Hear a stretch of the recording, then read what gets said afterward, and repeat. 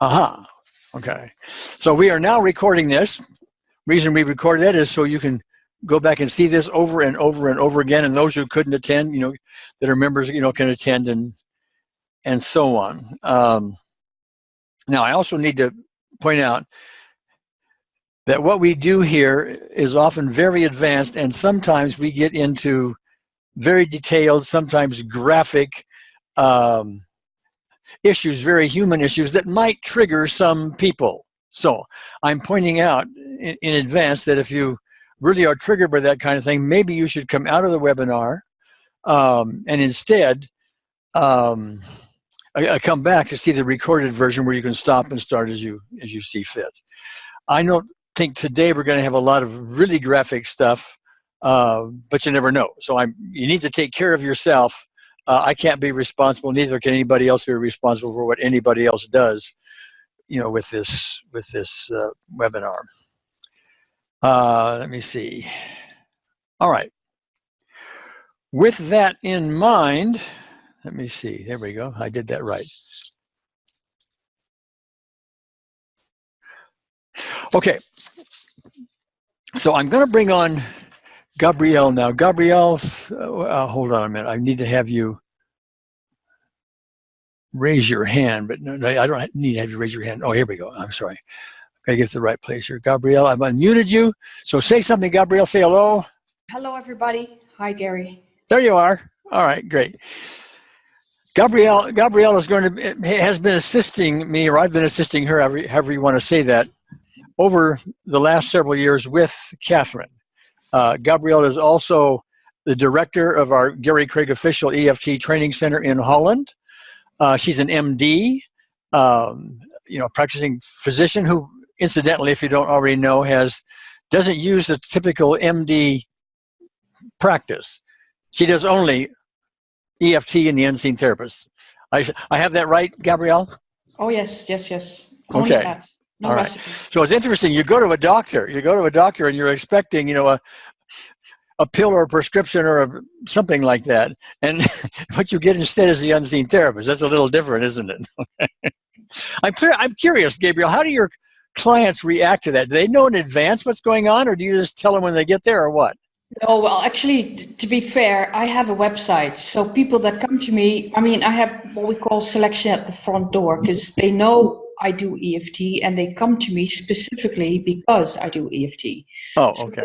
So there's no surprises there. Yeah. All right. Now, before we go any further, I want to talk to the audience for a little while. Gabrielle and I are going to be discussing in some detail a sort of a summary and a history of what's been going on with Catherine. Catherine's in the background. Catherine is listening. We're going to bring Catherine on later. She prefers that Gabrielle and I talk about all these details first rather than her having to do it and so on. So we're going to do that. But in the meantime, I've suggested that you bring to the webinar your own specific event. You can even have one or more than one if you want to, okay?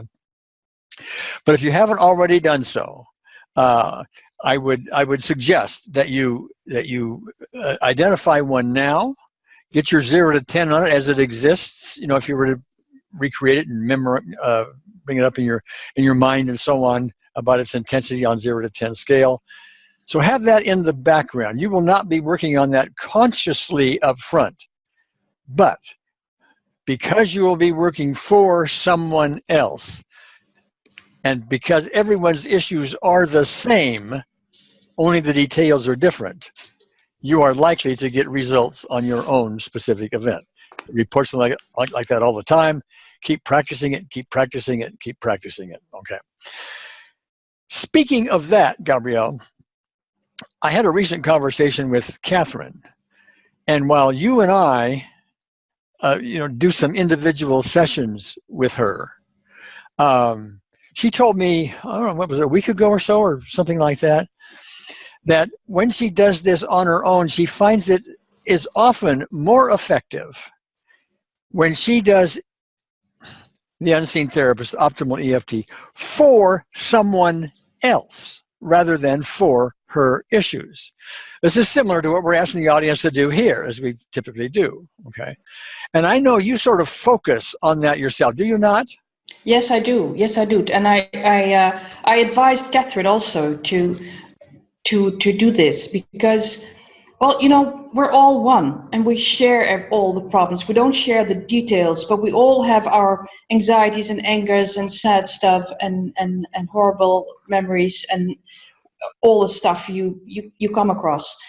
So what I find very helpful is to, even though you know Unseen Therapist obviously also works for yourself, I like it when you focus on the other person, so that you're not too focused on, is everything all right? Are there changes? You're not too focused on your own physical or emotional issues, but sort of extend love, share love with somebody else, because that sort of emphasizes the oneness and that we're all helping each other here. Yeah, and along with that is the idea, if you're doing it for someone else, and hence, as you're saying, Gabrielle, not focusing on yourself. There's another thing I think going on there, and that is you've got your own resistance for your stuff out of the way, okay? I mean, it's sort of put on the table over there someplace, you know, and so your resistance is less up front. And so doing that sometimes lets Unseen Therapists get in there where she wouldn't be able to otherwise. Now, do we know that for sure? Have we had conversations with Unseen Therapists, et cetera, et cetera? No, but it's logical, and I've seen lots of evidence of it. Give me your comments on that. Yes, so I would like to encourage everybody who's listening in to try this out, because this is exactly what is happening in this webinar. You will be focusing on Catherine's story and what happened to her. On the background, your own stuff is still active. And if you're not in the webinar, you don't have the group scene as we have now. But do try it, that you work for somebody else, you give them loving attention, you share love with them, you focus on them, and then see what happens with your stuff. Because it sort of mimics what we do here. Yeah, and it's not always an exact one-on-one thing. Oh, I help you with this, oh, therefore I will get that. It doesn't always work that way. I help you with this, and as time goes on, you'll find this Aunt Susie that used to have all these problems with in family gatherings doesn't seem to be a problem anymore. It helped in a way that may be outside your immediate focus. It's important to recognize it. Lots of stuff goes on in the background here. Yes? Yes, okay. I agree entirely. Yes. Okay. Well put. Now, let's shift our focus. What I'd like to do is while we have gone over some of Catherine's history in previous webinars, I'd like you and I to go over it again. We have newcomers here, etc. And as we do this and make this summary, we can start filling in some things that we have done in the meantime that would be very educational for everyone listening in. Okay. So, you started with her first something like 9 years ago, when the only EFT tool you had at your command then was the EFT tapping. Why don't you talk about that and what was going on in the early stages and so on? Yes, so we met about 9 years ago, and we started off doing tapping form of EFT. And we did, even though I say so myself, we did a fairly good job, because we looked at specific events and we tried to tap them away. But now that we're doing it with Optimal, I can compare what we did then to what we do now. And one of the things that strikes me is that when we were working with the tapping form of EFT, we had to go through a specific event, and it would take quite a long time. In actual fact, it's fair to say that I think about the first year that we worked together, it was even hard to go into details. But we did finally come to specific events, and we worked through them in the tapping form, but that would take a long time. Like one event we would work on for like in 2 or 3 sessions, maybe even. So things were moving, but slowly. So we did come to a space where it was easier for Catherine to discuss what happened. But what I noticed is even the events that we did quite thoroughly would still have, these little aspects would still activate the stress response and stuff. So all in all, I think it's very fair to say that with the tapping form, we did have good results because she was in freeze all the time before we started working. By freeze, you don't mean temperature, you mean emotionally frozen. Emotionally frozen. Yes. Because what happens oftentimes with people that have been severely abused, emotionally, sexual, otherwise, is that they tend to suppress the memories. And for Catherine, the memories came back when she had to visit a gynecologist. And then all of a sudden, she had these flashbacks and these horrible memories because they were gone for a while. And that is when we started working. Let me interject one thing if I can. Just for background and for those who don't know, Catherine, during the first 5 years of her life, was abused daily, raped, etc., sexually for the first 5 years, almost daily, and some kind of abuse that is beyond our normal tolerance, put it that way, almost every day, correct? Almost every day. And also emotional abuse, because she was the eldest and she has a younger brother, and he was allowed to sit on his mother's lap and stuff, and she wasn't. She had to shut up, shouldn't be seen or heard. She was not allowed to do anything. She wasn't even allowed to yawn. Just as an example of how she was treated in the early days. So this went on for the first 5 years of her life. And these horrible memories were suppressed. And then they came back after the gynecologist visit. And then we started working. So this is 9 years ago. And, we've worked on many, many specific events involving her father, involving her mother, and also, the parents being very angry at her and not allowing her to sit on the lap and stuff like that. However, she kept not falling back. That's not the right expression, but we have not been able to really, really address the whole issue with the tapping form of EFT until some 3 years ago, we started using optimal EFT. And then I think it's fair to say that things accelerated remarkably. So much more has happened since. Well, I know along those lines, I would work independently with her. I mean, you were doing your own thing, and then I would be doing my thing independently with her. And when I was working with her, these specific events would tend to resolve fairly well and fairly quickly, at least so it seemed during the session. Okay, and even when we tested the next day, quite often we would still have kicked the center quite out of it. Sometimes yes, sometimes not, but generally speaking, we got some fairly good results. But there was constantly, and please comment on this, Gabriel, constantly this theme in the background that would show up. I don't care how many specific events we did, and that was the theme of shame. Somehow or other, she would always get into how ashamed she was. Now that's part of her conditioning. She was told, she was a liar and she was worthless and she was a whore, and it just went on and on and on and on. And so this shame issue was a big deal. It just kept showing up. I don't care how many and how well we did specific events. I think you had the same experience. I did. It was shame and also guilt.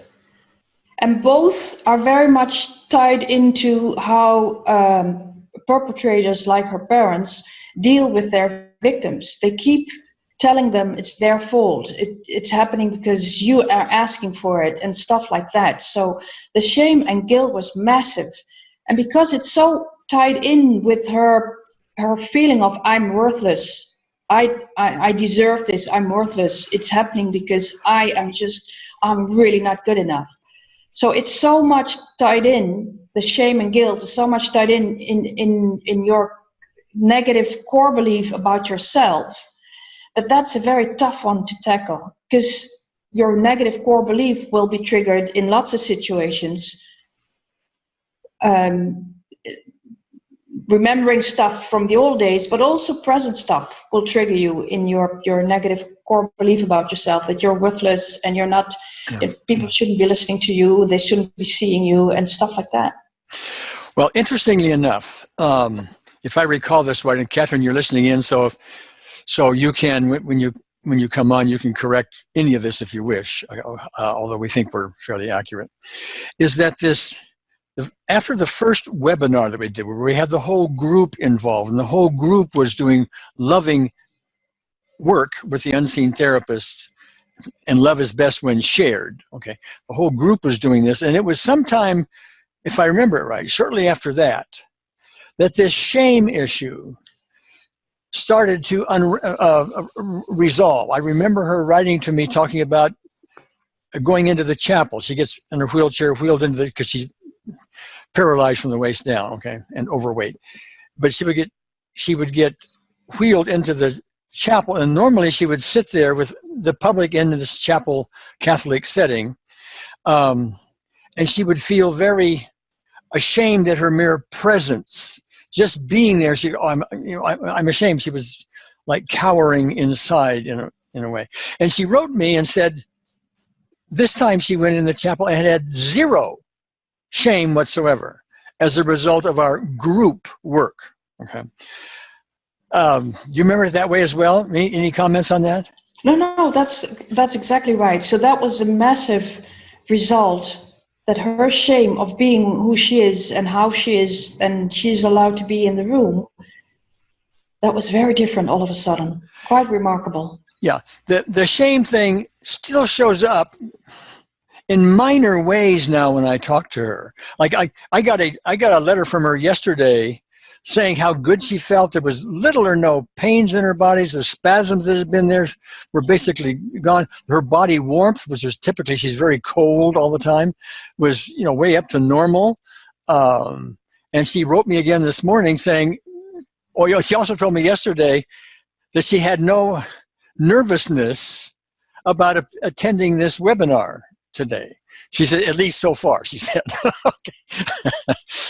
So I don't know how you're doing right now, Catherine. We'll find out shortly, I guess.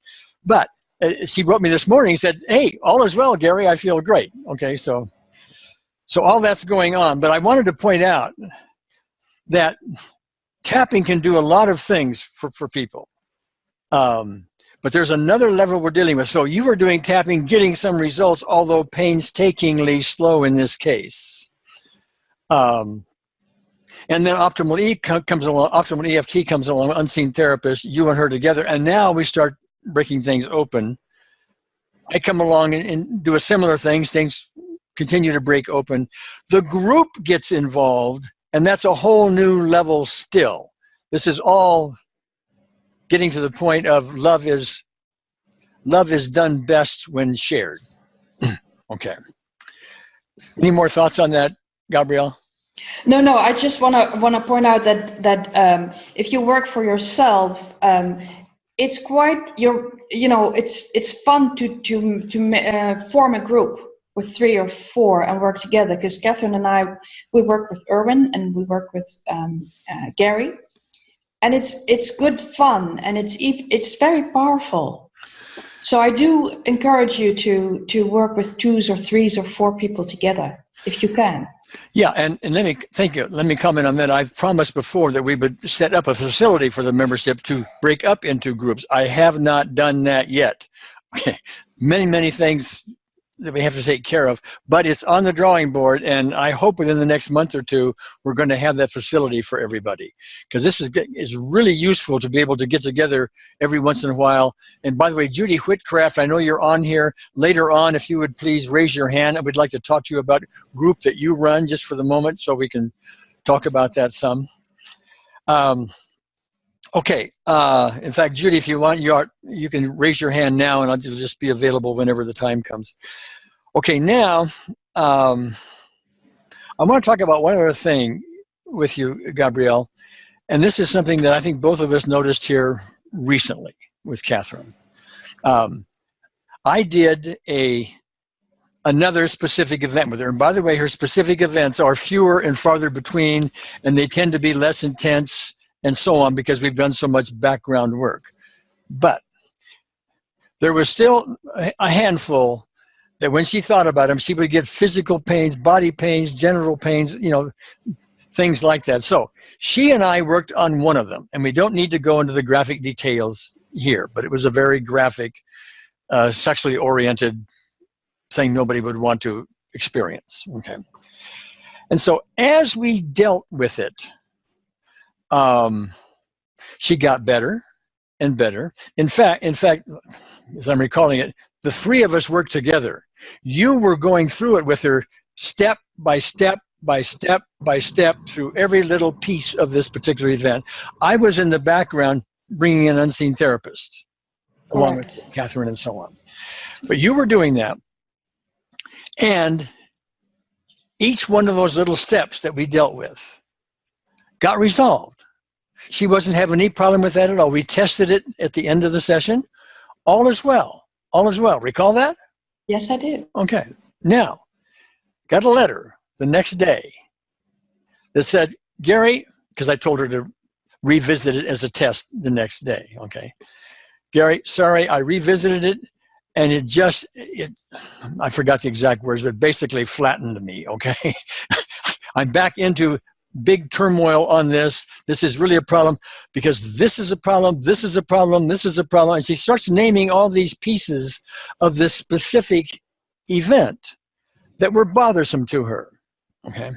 Now, this is a very important teaching point for everybody listening in. I mean, extraordinarily important, because the things that she listed, and correct me if I'm wrong in this, Gabrielle, were things that there were other pieces of this event that were not covered, were not mentioned, were not brought to the fore during the time we did the session with her. There were 5 or 6 of them. Do you recall that? I do. So here's what is very important is to realize these are hidden aspects. Yes. I mean, the details, the aspects that we covered were covered pretty good. However, please realize that when you're working with a big trauma, either on yourself or with somebody else, people are in the freeze response, not fight, flight, but freeze, which means that not all the details are on the table. So it's not a matter of that somebody is not recalling or sloppy in recalling the details of the event. You simply cannot recall those details. So you have to deal with the ones that are on the table and resolve those, which gives room for the other details to come forward. So traumatic events, you need to go through traumatic events step by step by step, more than once, twice, 3 times, maybe even 4 times before you cover every single aspect. Yeah. And that's one of the really important things that almost everybody that tries to do EFT without proper training misses these aspects. They may have heard of it, but it's one thing to hear about it. It's another thing to actually have the experience with it. Because in this case, and in the typical cases, Catherine's understanding of that was, well, the specific event did not get resolved. She didn't say the unseen therapist didn't work. She didn't say it like that. But although other people might say that, because as far as they're concerned, the specific event did not get resolved. It's nothing worked. Okay, I'm still in turmoil about this thing. Where what we really need to understand is some aspects weren't on the table at that moment. Now we got to go do those aspects. So we did those aspects. I remember doing some of those aspects with her myself. Those got resolved, and I don't think we needed a 3rd or a 4th round, did we?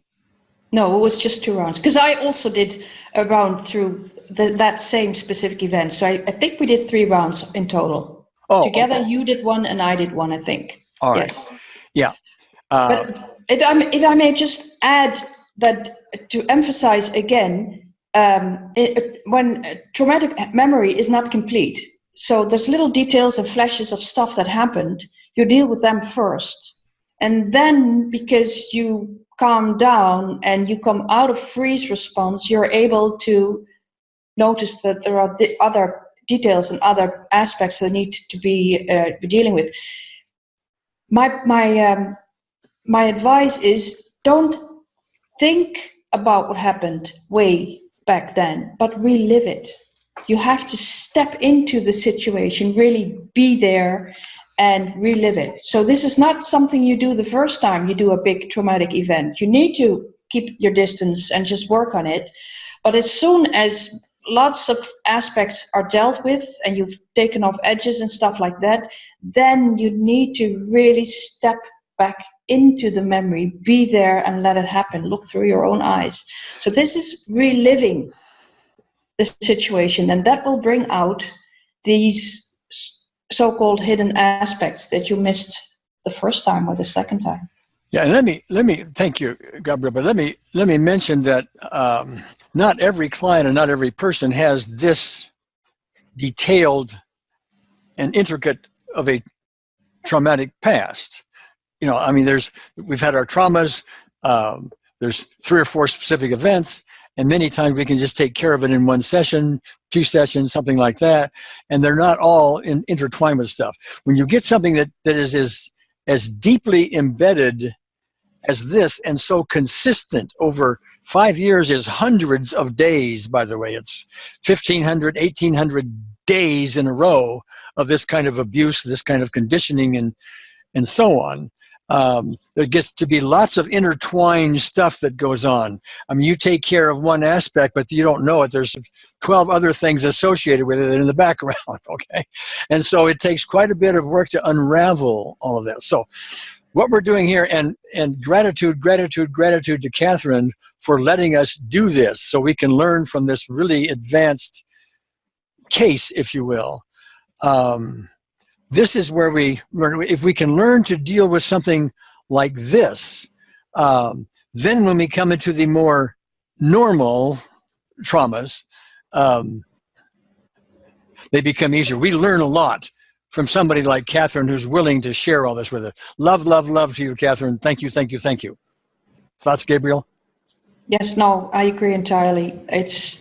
In Dutch we have this expression. We say she's a brave dodo. You know, the bird that once was here, but it means that she's exceptionally brave to go through all this in public. Really so. I mean, very much so. So anyway. Okay, now, before we bring Catherine on, by the way, do you have anything else to add, Gabriel, before I shift for a moment?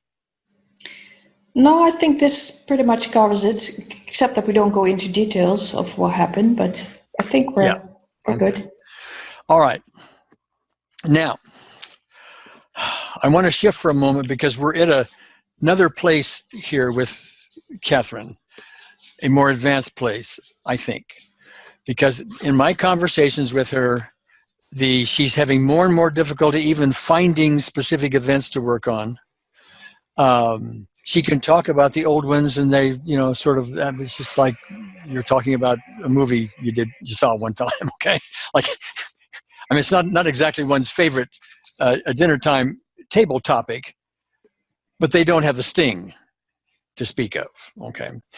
So that doesn't mean we're totally and completely done. We always test, and there may be some more remnants around and so on. But as far as I can tell, we have really kicked the center out of the specific events. Okay. Now, for many people, that's all we need to do. They've got freedom on the issues. They can go about their life and so on. But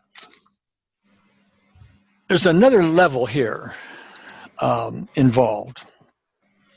And that is the level of, what am I going to call this? The secondary gain level. Now she's way overweight, and and she won't mind me saying this, but she describes herself as fat as a whale, because she can't exercise or anything like that, okay? Although she has been told recently by one of the nuns who helps take care of her, that she appears to be losing weight. That's interesting, okay? Although she's not really weighed, it's impractical to do that. And she's paralyzed from the neck down. So there may be some, the technical term is secondary gain, but let's reduce it down to benefits for staying in this state. And we've discussed these with Catherine. I want you and I to go over them a bit, Gabriel, because we're going to do something here in a bit to hopefully aim at these supposed benefits for being where she is, okay?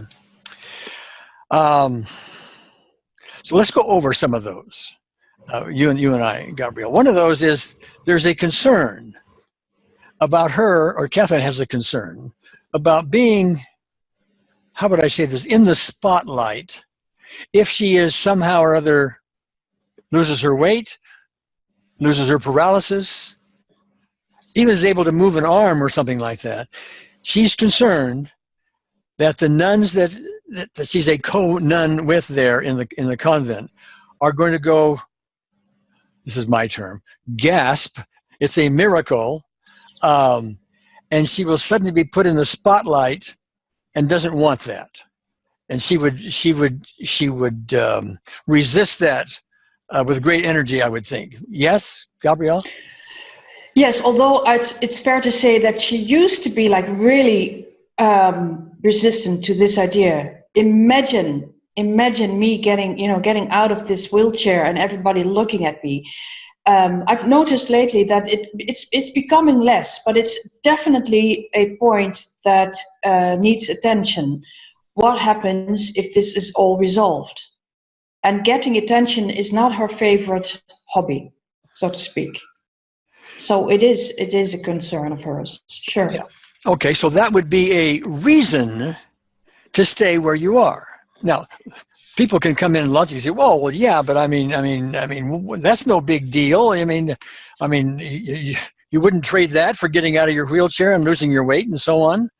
Well, see, we're dealing with embedded stuff here that we're still trying to unravel, and we want to aim at anything that might keep her in that wheelchair.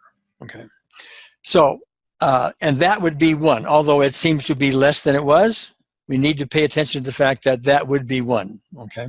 Now, another one I have down here,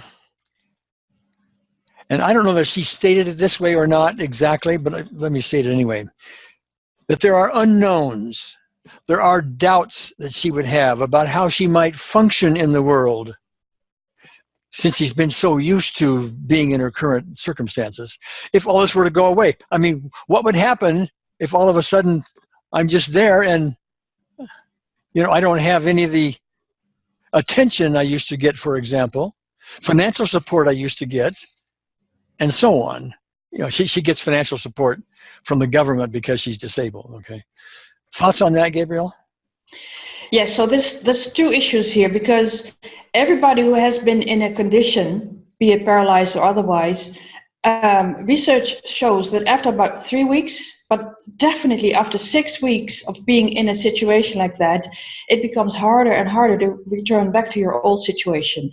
You get anxious about how will I be, how will I be doing? Can I cope with the old situation again? So that is always an issue to look at when a condition has been around for a long time.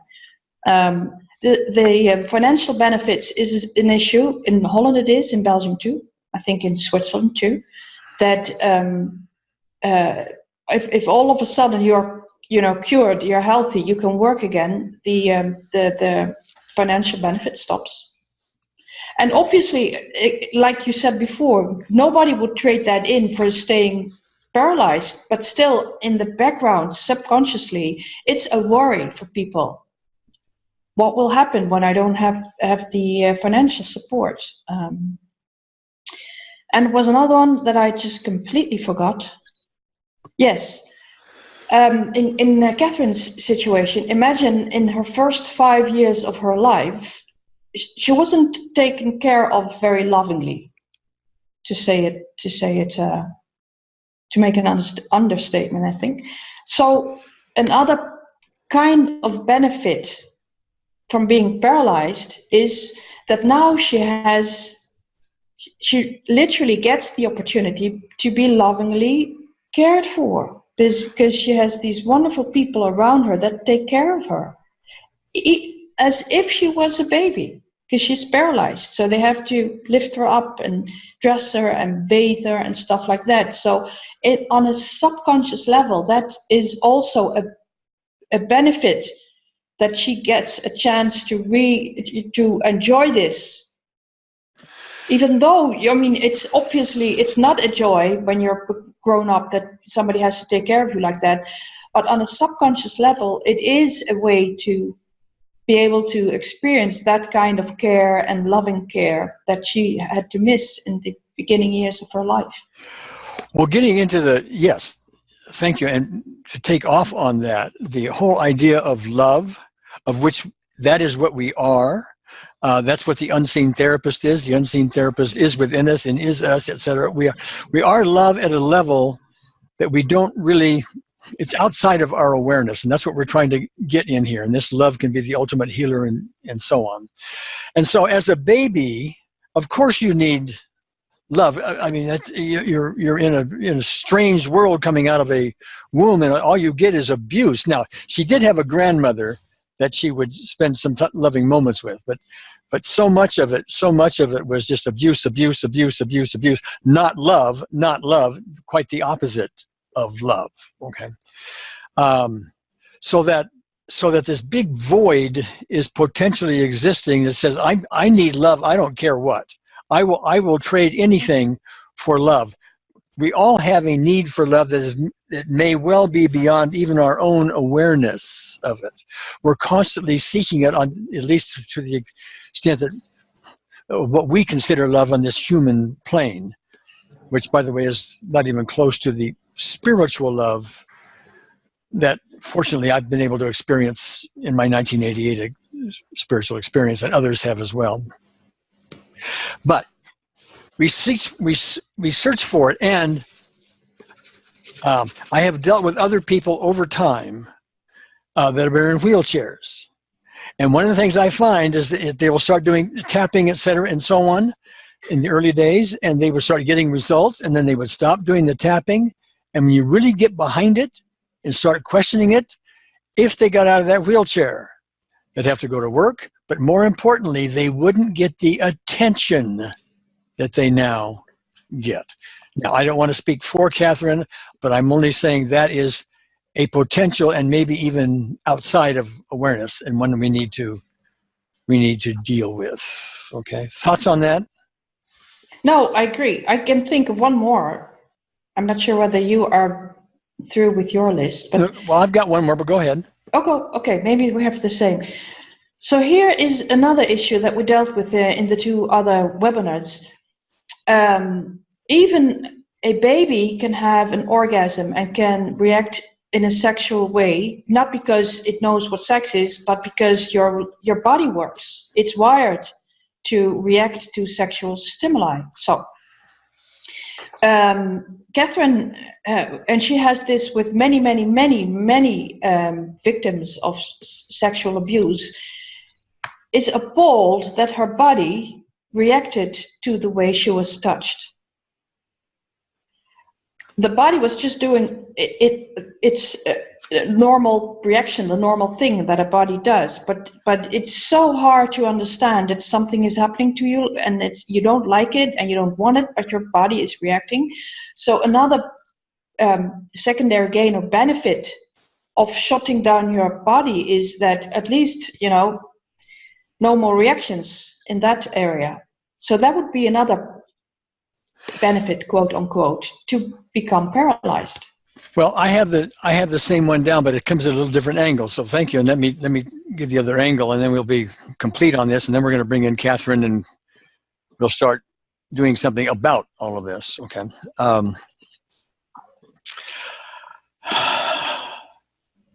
When I first asked her some weeks ago, I said, Catherine, if you were, presuming you have caused yourself to be paralyzed from the neck down, why did you do it from the neck down? Why didn't you, become blind or deaf or something like that? Why are you able to use, your head and the voice and everything else, and this part is shut down? And her response to me was, her first reaction was, because if I had full use of my body, then I may be tempted to exercise my libido, sexual urgings, etc. She's had vows as a nun, you don't do that, etc. But when you take vows as a nun or anything else, you're still a human being and you still have all this stuff, okay? And because of Catherine's background having to do with sex and her parents and all of that, there's a very jumbled up mixture of what sex really means and what it is and so on. And so that whole sexual thing and the libido that shows up anyway becomes a conflict for her. And if she's able to exercise her or use her body, there's some conflict there. Yes? Yes, I agree. Okay. All right. So those are a few, if you will, benefits, reasons for staying where we are, be they logical, illogical, or whatever, subconscious, and all of that. But they are things that we want to address. And so, Catherine, bless your heart. Thank you for sitting through all of this. I am going to unmute you at the moment and say hello. Catherine, hello. Hi, Gary. Hi, Gary. Hi, you're there. I'm here. How did you do with all of this discussion about you and your stuff? Oh, I'm good with it. I'm okay with it. So I think you did it very well. You and Gabrielle. Okay. Perfect. You said, you wrote me this morning, by the way, big hug and kiss to you, okay? Big hug and kiss to you too. You wrote me this morning saying that you were feeling great and so on. Does that mean you were feeling great physically, or you were still excited about being on this webinar? I'm feeling great in every possible way. Oh, you are? Okay. I am. So how's the warmth right now on a scale of 0 to 10? The warmth is, I think, a 9. Oh, a 9. Okay. 9. Yes. All right. Now, it's been 9s and 10s and 8s and stuff like that over the last several. There are times when it just collapses back down, to 2s and 3s and stuff like that. Tell us why. Am I correct in assuming that when it goes down to the low numbers before it comes back up again, it's because you have revisited some emotional issue? Yes, because I got triggered by something. Okay, you got triggered by something. Yes. Okay. I think so. All right. But for now, there's no spasms, there's no pains in the body, there's... No spasms, no pains, everything bright and shiny. All right. Well, now you know what we're going to do, because we've done this once before. We're going to go through a visit with the unseen therapist. And we're going to use the rose metaphor that you and I have used with the webinar folks, the audience, is not used to at this point. But it's designed so that everybody can benefit from it. I'm going to do it as we did it before, but I'm going to add a few things to it. Okay. And I want to describe this as for the audience, and to be technical and to be a teacher for a moment. I've given this new kind of level of stuff the long form. What it is basically is a series of reframes, and for the audience members, if you go back to the lessons, one of the later lessons, 28 or something like that, I forgot the exact number, has to do with reframes, seeing something through a different set of eyes. And they are important ways often to put things on the table for unseen therapists. We reframe these things, we see them differently, etc. And so I do that a lot. I've done that on these webinars before, but this long form that I'm going to be using just takes more time. So I'm going to expand on some things and embellish some things and kind of float around and be artistic, if you will. And these are all forms of reframes. Do you have to do this if you're dealing with clients, etc.? No, typically you don't have to go to this much detail. No. But should you learn something like this, and is it useful? Yeah, it's another level of what you might want to do for yourself or for others if you're a professional in the field. Okay. So, do you have any other thoughts for me, Catherine, before we begin? I'm all in, Gary. You're all in. Well, All in. high five to you, okay? All right. So, audience members, if you would please just identify that specific event we talked about earlier. Just notice it and put it aside. We're going to be spending time on Catherine, but please notice that all the stuff about this Rose and Catherine applies to you. You may not have her details. You may not be in a wheelchair, overweight, and paralyzed and so on. But you do have your own issues that are parallel here. And while you'll be helping Catherine along the way, you're also going to be helping yourselves. Okay. So Catherine and audience, if you would... hold on 1 minute. I've got to get my stopwatch out here for later. Okay. If you would all please close your eyes and spend a little time getting into that loving moment.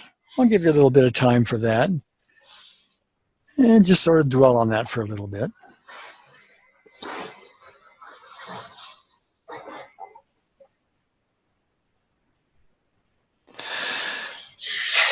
And now shift your focus and become a rose. Just imagine yourself being a rose.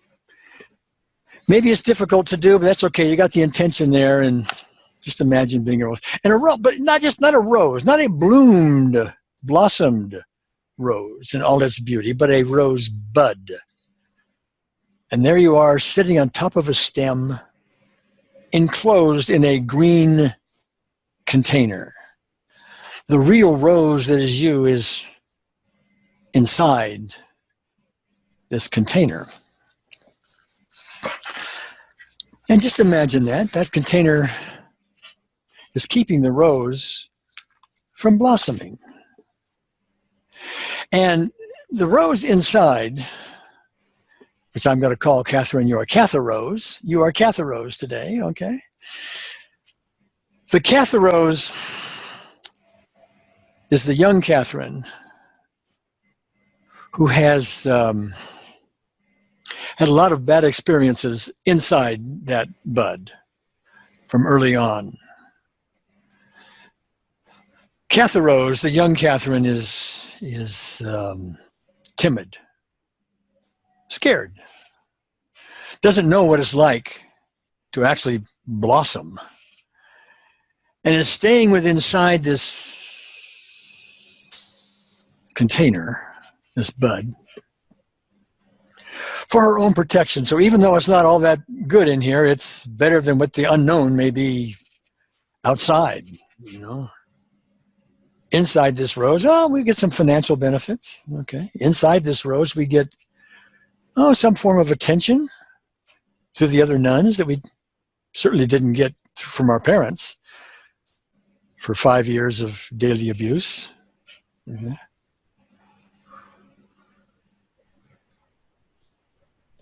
Inside this rose, inside this bud, is a sort of replacement for the love you needed during babyhood that just never showed up. And it's a love that we all crave, we all want. And sometimes our systems will do just almost anything for it. But we get some benefit from there. We get taken care of, yes. We get bathed.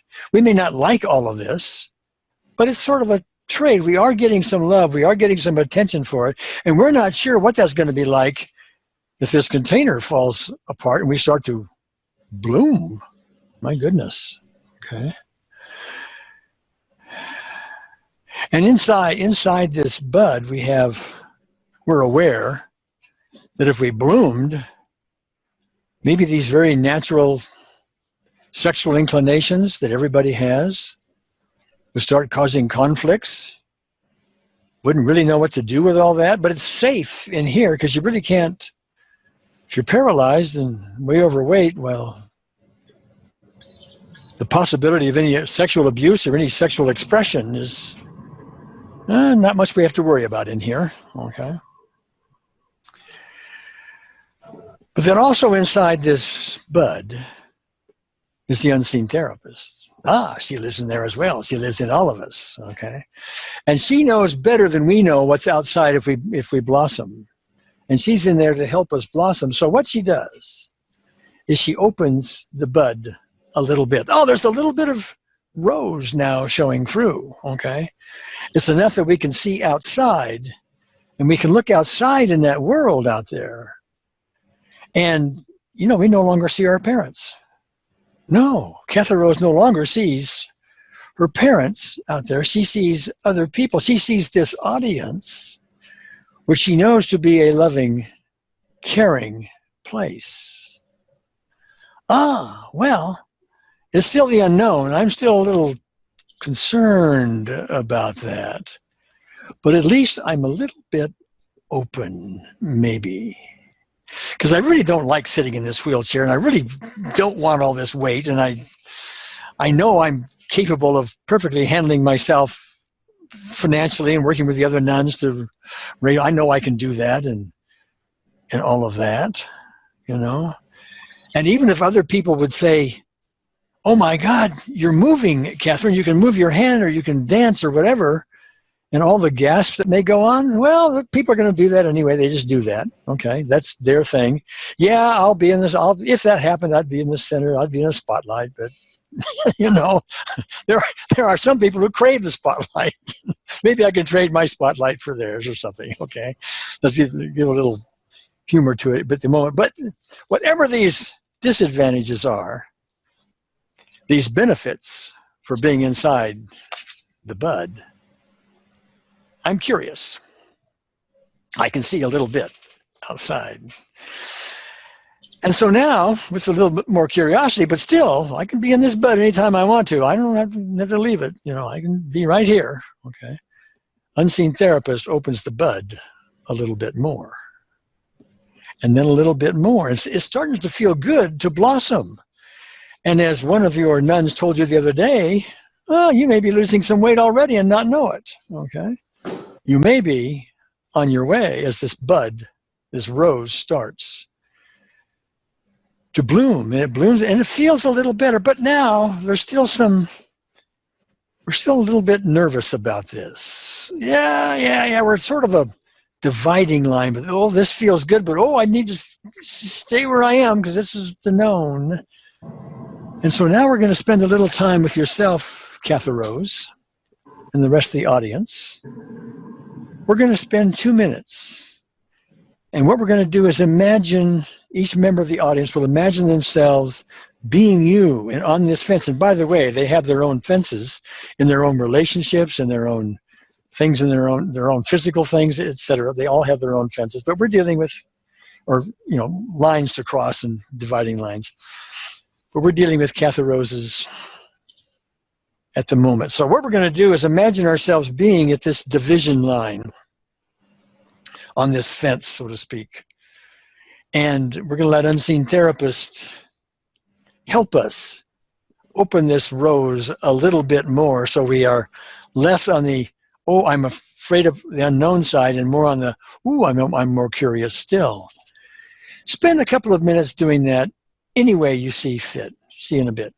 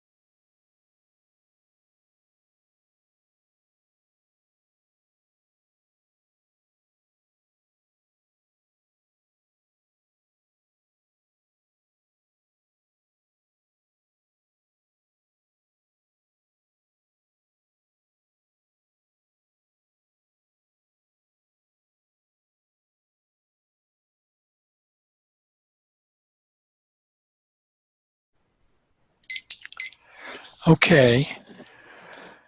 And so now as the rose opens yet more, because curiosity is there now, okay? The rose opens a bit more, and now we see other roses out there. And they're different colors, some are red and some are yellow and different, some are pink, different color roses. And you now have an ability to communicate with the roses. Hey, how is it over there, yellow rose? How do you like being a full, I'm still partially bloomed here, but how do you like being a fully bloomed rose? You look good to me. Oh, it's great out here, says the yellow rose. Yeah, there's stuff you got to deal with. It's kind of a real world out here, but yeah, it's a lot of fun. I got a lot of good friends out here, and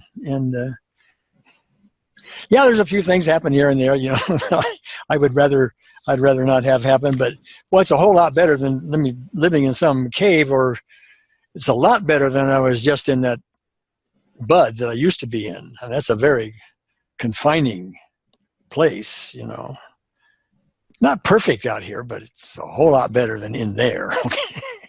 I have a lot of options out here. I have a lot of freedoms out here that I didn't have before. And yeah, once in a while, some pretty good winds come along, even a hurricane now and then, and this kind of stuff. And but we get through it. It's nice. It's nice out here. I'd trade this any day for being inside that little prison called the Bud. Okay. Says Catherine Rose. Well,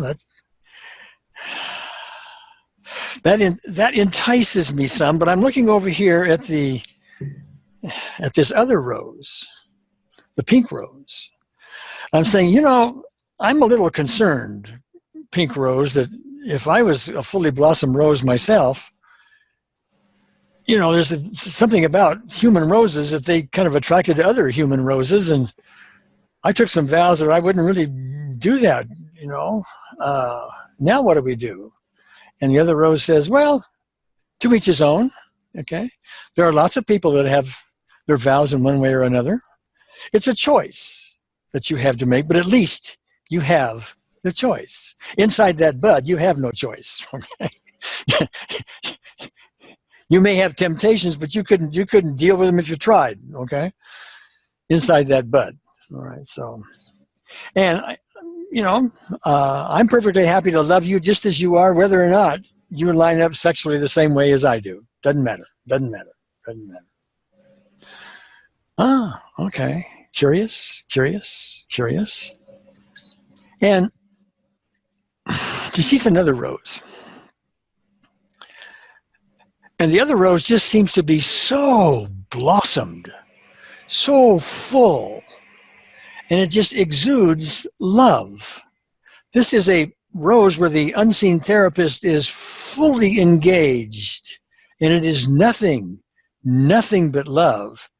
And Catherine Rose says, well, I'm starting to blossom here, but, inside here, I get some form of love and attention and affection, from the other nuns around me. And I haven't really had that before, and I don't know what to do. And so this fully blossomed unseen therapist Rose then says, well, Catherine Rose, you ain't seen nothing yet.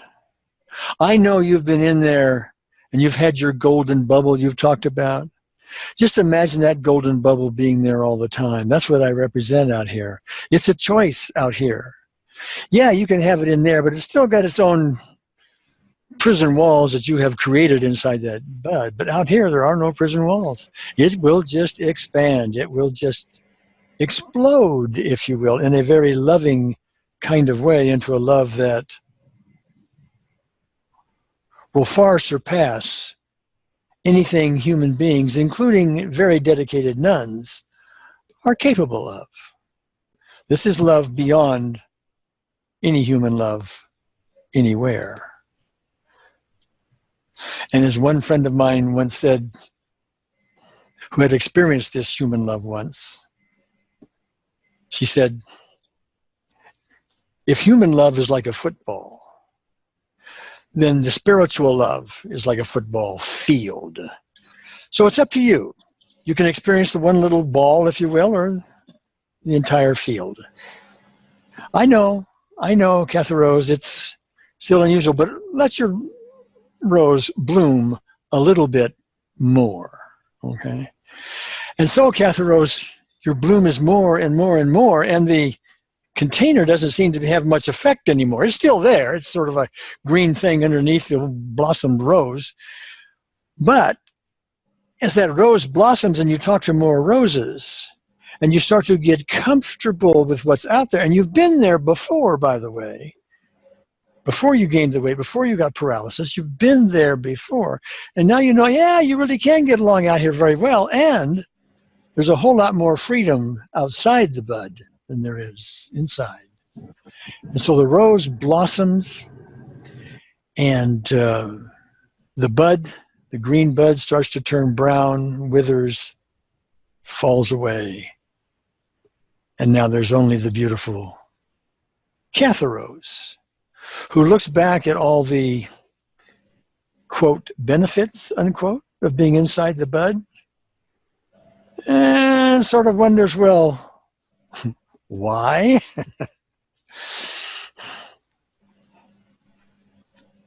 And so with that, let's spend another 2 minutes, and then we will resume again talking with Catherine. But let's imagine being our own Rose, our Cathy Rose, talking to the other roses out there who have been bloomed for a while. And let's think about all the various benefits of being inside the rose, the imprisonment. And let's compare to what's outside the rose. And let unseen therapists, for anything that we think may be a benefit of inside the bud, help us move outside the bud into fully bloomed roses. See you in 2 minutes.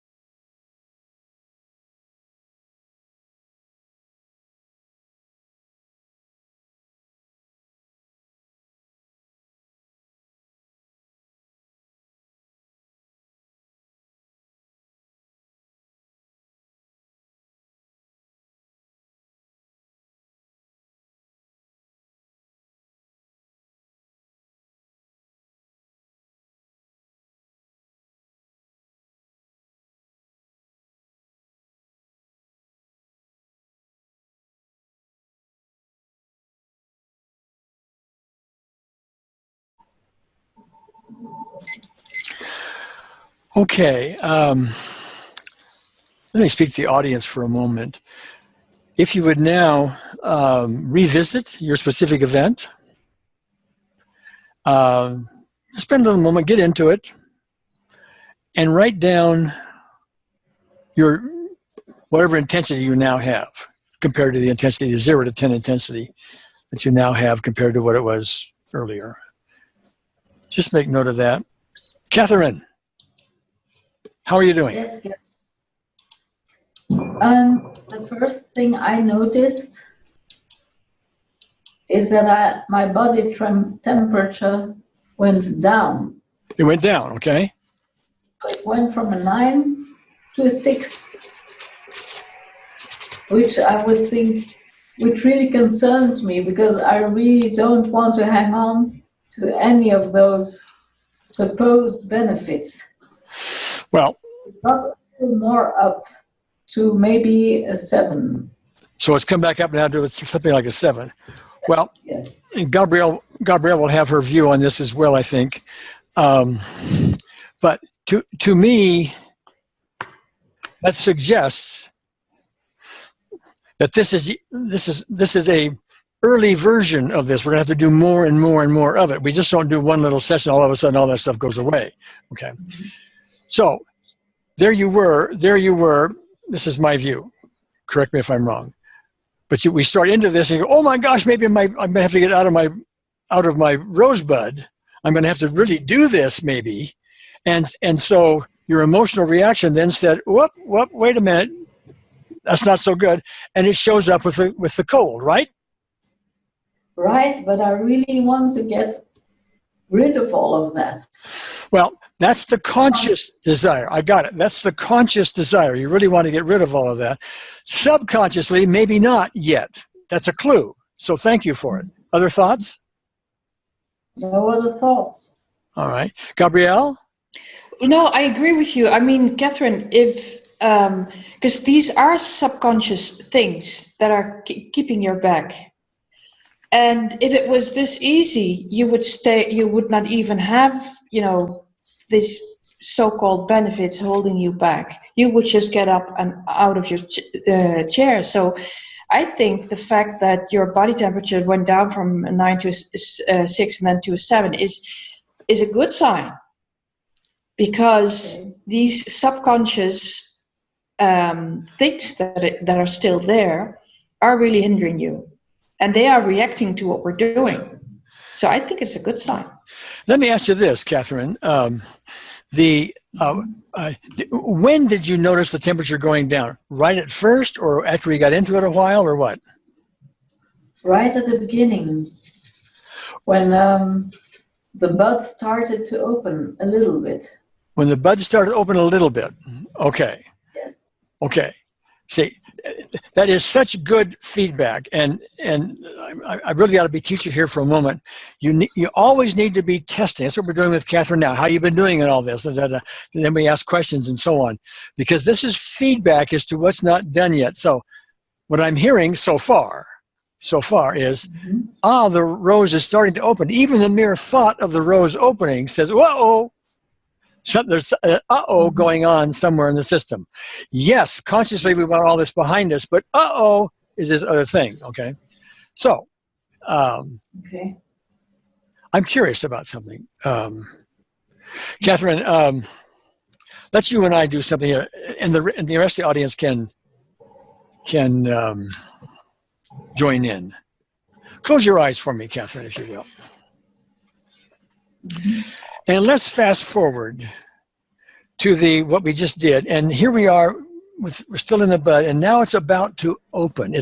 Where temperature went from 9 to a 6. It's about to open, but now in that little place, let's bring in unseen therapists, and we're going to spend 1 minute doing this, okay? We're going to spend 1 minute with unseen therapists saying, can you help resolve this little bit? I'm even peeking out of this rose and it's bothering me some. Will you allow me to do more than that? Just let her come into that. The rest of the audience, assume you're Catherine and do the same thing with an assist. See you in a minute.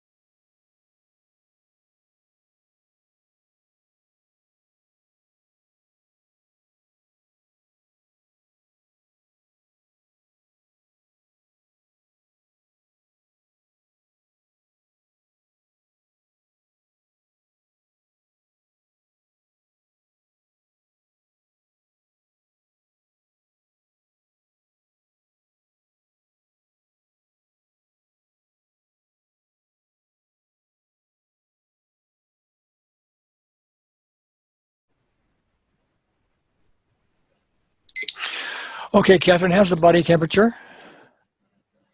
It even went down more. Ah. I feel like I'm on a 4 now. Okay. All right. So, what was going on when Unseen Therapist was helping you? I was more like begging, please help me. And nothing happened. I got colder. Okay. All right. All right. Great feedback. You see, by the way, that does not mean what we just did didn't work. Okay. What that means is, aha, it brought up some stuff. Now, I don't know if we have time for it now, but you and I will have another session or two later on because I want to get behind, what it is. And you don't know what that is yet, so we're going to spend some more time. It would cause it to go down. But the resistance is important. If the important feedback here is, yes, there is big resistance here. Okay. I'm looking at you. Okay, say so. Well, If you say so, I guess you're right, as usual. Well, do you sense, and please don't just go along with me because I happen to think this, okay? But do you sense that it's your resistance that all of a sudden plummeted Yes, the temperature? I'm almost sure of it. Must Okay. be. It must All be right. my resistance. All right. So at this point, we don't know which of the resistances, the sexually oriented one, the financial one, I get infection like it was a baby one, and so on. We don't know which of those is the big player. And we'll have to spend time with that later on because it will take too much time now in this webinar. Okay. May I add just one little thing, because it might be the resistance of leaving that behind, but it could also very well be just a little fear of leaving all of that behind and stepping back into the real world or your real life or what have you, which is absolutely normal, this fear. And the good news is it's showing. Yeah. Yeah. It is showing. So it's out there and it is on the table now. So if there's more time, you can work on this. So don't be too panicky about it. It's showing, and that's a good sign because then you can work on it. Yes. Hold on one Okay. second. Okay. Yes. Okay. Can I ask them? Please. I don't see myself when I'm speaking. Do you see me? Yes. Okay, so it must be something on my side. Yeah. No, when you speak, yeah, I see you fine. Okay. I noticed from a question point of view, we only have one other person besides Judy Whitcraft that's going to be asking a question. So I'm going to urge you again, if you have questions, comments, let me know what happened with your specific event and so on. Now is the time. Okay. So, okay. Let me call on Taya. I just unmuted you, Taya. How you doing? Whoops. No, I'm sorry. I did not unmute you. Yes, I did. Go ahead. Hello. Just one quick comment. I interchanged the word prison with incubator. So when Catherine was in the bud, I didn't see it as a prison. I saw it as an incubator. And I thought that in an incubator, when the time is ripe, the bud will automatically open and there'll just be no pressure. It kind of took all the pizzazz, all the confinement, all the pressure out of that word bud, that word prison. Yeah. Encasement. And so I felt free for her to be in an incubator. And it was just a natural occurrence. When the conditions were ripe, she just blossomed into the rose, and it was quite effortless, really, and quite uneventful. Yeah, good thought. And oftentimes our words, always need to be adjusted, and we learn from it. So prison may not have been the right type of word. I love the word incubator. Yes. And your comment about when the time is right. And that's what we're digging into now, this the time being right. That's why I'm asking question. Her temperature went down, so if the time isn't right yet, there's still more. And by the way, I pretty much expected that. I didn't expect all of it just to go away and she's going to get up and start dancing, because this is the kind of thing that takes a while to do. So, okay, anything more, Taya? No, that was it. It was a very freeing experience, and also for my specific event, which went for a 6 to a 0. I wasn't that really tuned into the feeling of the specific event, but it's a specific event that's on my personal peace procedure with a lot of aspects, and this aspect went down to 0. All right, great. Thanks, Taya. Where am I? Okay, now we got what's more hands here. That's good. Okay, hold on a second. Okay, Javi Santos. Hi, Gary. Hi, Javi. My question is to change habits, to change lifestyle that we have to for a long time. Our awareness has to change, and we have to feel it as the best thing for us. This way we don't get scared, and we can do it. How do you work this change in our lifestyle? I'm not. The language and the accent was a little difficult for me. I'm going to ask you to give me that question again. For example, with a tender issue in my life, I can be shy. And I would like to be spontaneous, not be afraid of what people think of me. How do you work this question? Okay. So you're shy, Yeah. and you would like to be spontaneous. Yeah, be spontaneous, and you'd like to have your rose blossom in the shy area. Yes, I do. Okay, that would be a similar thing to what we just did here. There are reasons why, Javi, you are shy, and typically they go back to childhood. You may have been rejected from time to time in childhood. You were penalized in some fashion for speaking out or being in public somehow.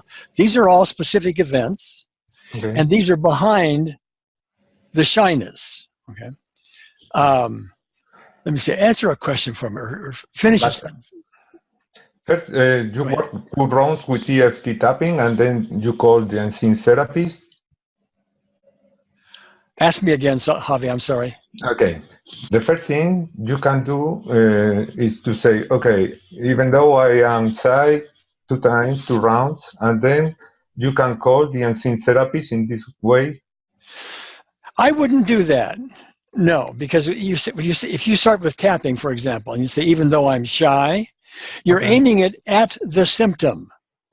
Shy may seem like the problem, okay? But it's actually the symptom. It's the symptom. There are reasons why you are shy, and those go back to specific events in your life.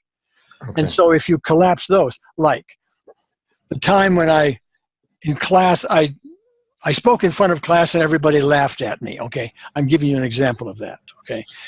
That would be a rejection. That would be a penalty, if you will, for being spontaneous, being out there, okay?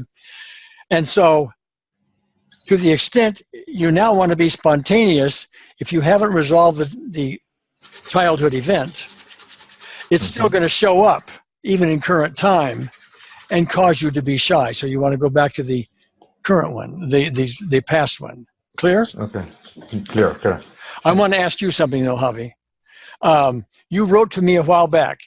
You were dealing with a client who was having, for 7 years, she had some heavy menstrual flow after a traumatic event. You work with her on the traumatic event, and at least the next month, her menstrual flow was normal. Yes, but I wasn't with this person again. Okay, so you have not followed up on that? I will call her, and then I say you what happened with her. Okay, if you would, please, because that's, we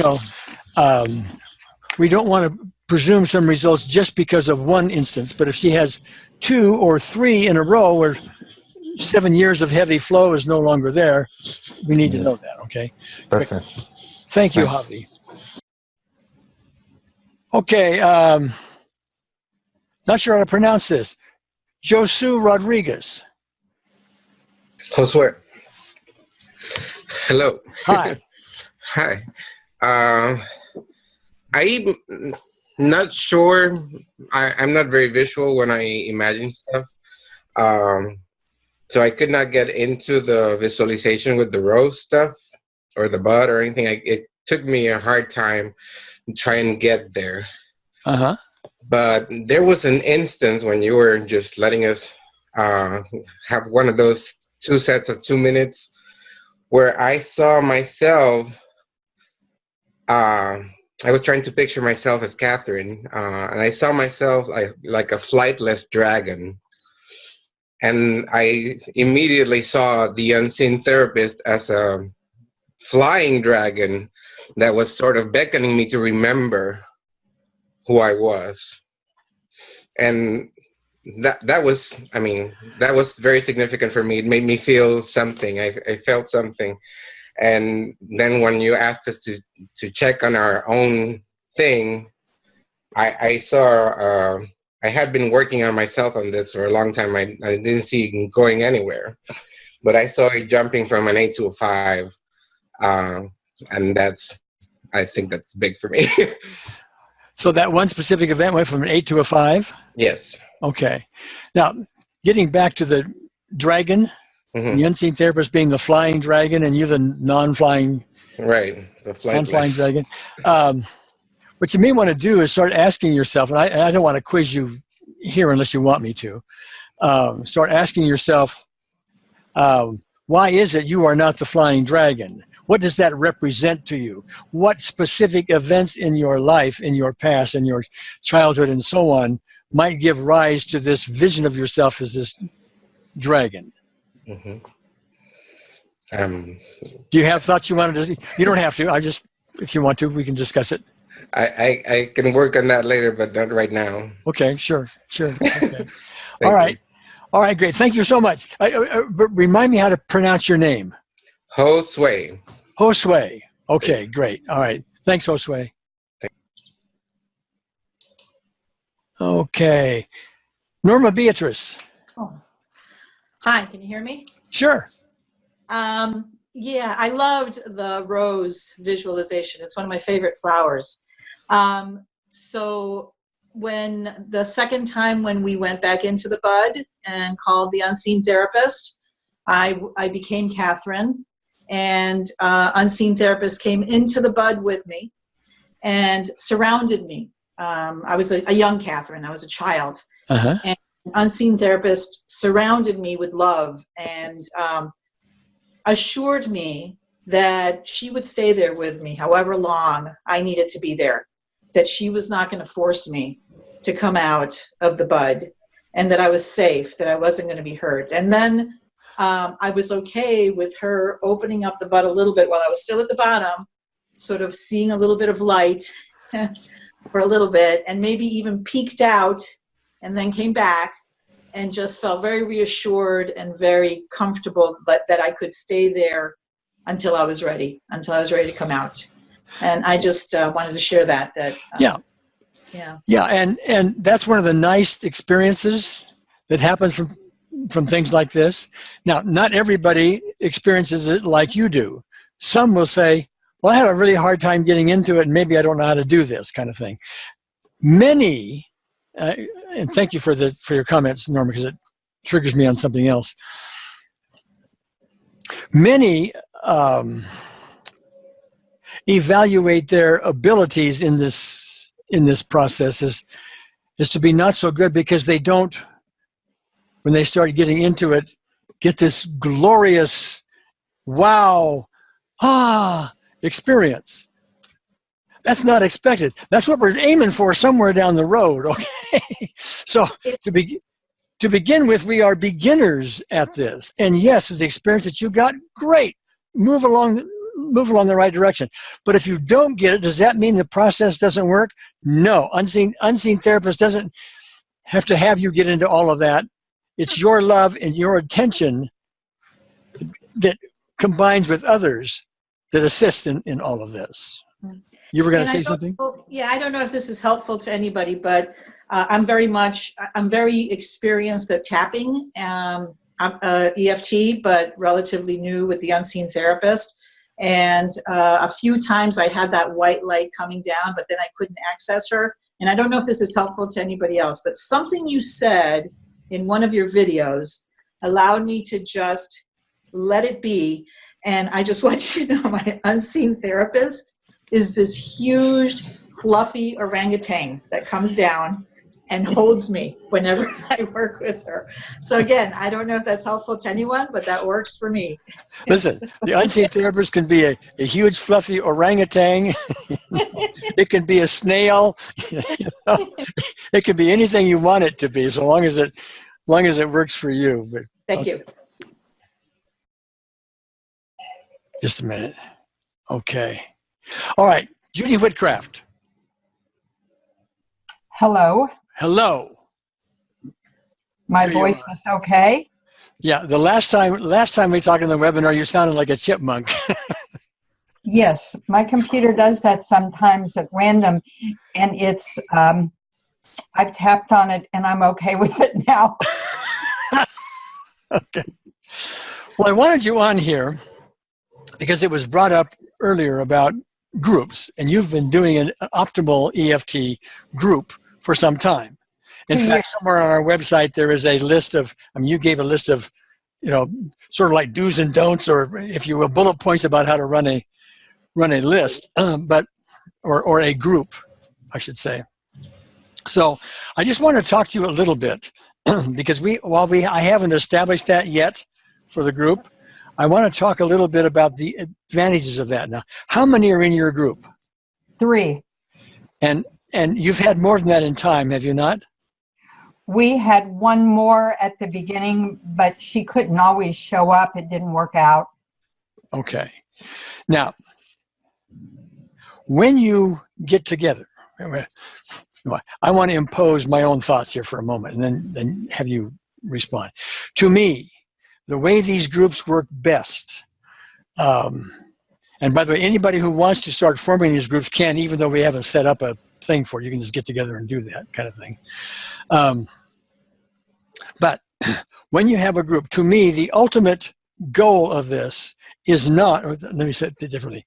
One way not to run the group is to have people come and say, I am here in the group because I have a specific issue. I have headaches. I'm angry at my brother-in-law or whatever, and I want my thing fixed. And so I want to come here to this group and have this group help me fix my thing. Now, to me, while one may go and get their thing fixed, that is not the purpose of this group. Now, I just sort of loaded that up a little bit, but give me your thoughts on that, Judy. I think sometimes people come to a group because of that. Yes. But those people don't usually stay once their thing is fixed or once they figure out it's not fixed in an instant. But our group's been going on for over 2 years now, and we meet once a week, every Wednesday at 4 o'clock on Skype, and we show up and we give one of us is in charge for that day, whatever that means. We don't need a lot of facilitator stuff. But we know that that's the time and we set it aside. And I think that is super important as respect for the other people. And I think that's one of the reasons why our group has worked. Okay. Behind my earlier comment was the idea that I think to make these things work best is the true goal. Well, we all have our own issues we want to have taken care of. Yes. Okay. But the true goal is to get better and better and better communication skills with the unseen therapist. That is the overriding goal. The rest of it, fixing the issues, etc., becomes an echo of that. Now, I know one of your attendees, I think, is Sue Wilson, correct? Okay. Now, you just nodded your head, yes, okay. Sue now has become really very, very good at this because she has had several of these more wowish experiences. Mm-hmm. and so on. So it's been really a delight. Now that doesn't mean everybody is going to have it all of a sudden and all this kind of stuff. We're not promising that, but this is the kind of thing where you're really going to start to deepen what you're doing. They will take this webinar and move it to other levels that you can do more frequently and with each other and more in depth for your own specific issues, etc. And as far as I know, the good number there would be somewhere between 3 and 5. Would you agree with that? I agree. Any more than that, you don't get everybody complete. It's what we do is everybody takes a turn. So everybody feels like they're equal. So we do all three during the hour and a half that we spend together. Yeah. Okay, great. All right, Judy, thank you very much. So we're gonna draw the curtain here. Gabrielle, do you have any final comments? No, I just would like to add to what you just discussed, that the practice, just meditating and practicing and work on your skills is very important. And research shows that if you work for somebody else, so in these little groups of 3 to 5, notice the way you do your webinars too, Gary, that your issues are being worked on in the background.